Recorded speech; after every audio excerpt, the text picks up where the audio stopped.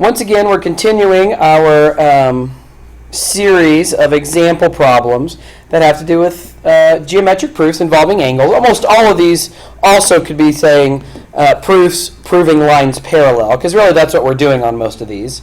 We're trying to show that angles are congruent, and then that last step is proving the lines parallel. In this particular example, there are actually two very distinct ways to get to our solution. Our goal is to show that these two lines are parallel.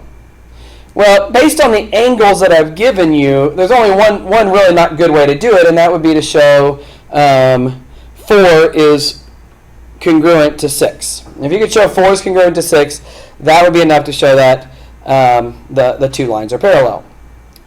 There are multiple ways to go about accomplishing this. One way would be to use your triangle angle sum theorem. If you notice in here, this triangle, the 3 angles add up to 180, and this triangle, the 3 angles add up to 180. And that allows us to put 1 plus 3 plus 4 equal to 2 plus 5 plus 6. And that's good because we know 1's equal to 2. And then because L's parallel to M, we know that 3 is congruent to 5. And so we could cancel all those out, and we'd be left with the 4 equal to 6. Now, the problem with that is that's a pretty tedious proof, and that it's going to take us a while to get there. Now, if you've studied similar triangles, then that becomes a lot easier, because there is a theorem that's studied during similar triangles that says if 2 angles in a triangle are congruent, then and 2 triangles are congruent, then the third angle is congruent. But in my class at this point, we have not studied similar triangles, so we can't use that theorem. So instead, what some clever students have done is they have added an angle there, and said that's angle 7. And they've gone through and used that to make this actually a pretty easy proof. The first thing you do is always put your given statement in. In this case, it's just the parallel lines and the congruent angles. And then, as usual, what I always tell my students is, if possible, the first thing you should try to do is use your given statement. Our given statement's L parallel to M. So let's use L parallel to M. Well, if L is parallel to M, as we talked about, we could claim 3 is congruent to 5.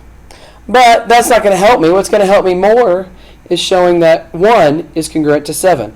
And the reason that's a good thing to say that 1's congruent to 7, and we can say that by the corresponding angles postulate for parallel lines.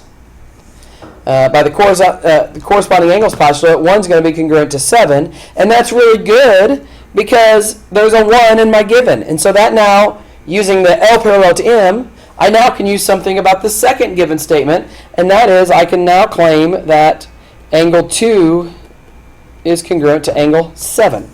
And I can claim that just by the transitive property of congruence.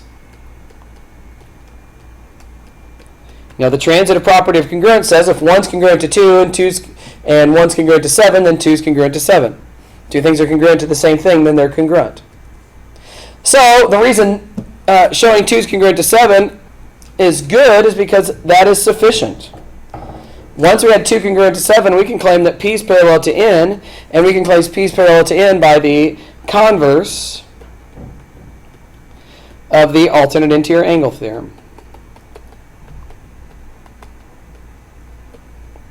And that is enough, right? 2 and 7 are alternate interior angles on the transversal L, and if they are congruent to each other, then that's enough to know that P and N are parallel to each other. So there really were 3 nice ways to do it, using the triangle angle sum theorem, using the similar triangles theorem, if you know that theorem, or doing it the way that I did it here, which is probably the smoothest way, quickest way. You could have also done some congruent supplements to get there using same side interior angles, but that would be, I think, a more tedious way as well, and even more tedious than the triangle angle sum theorem.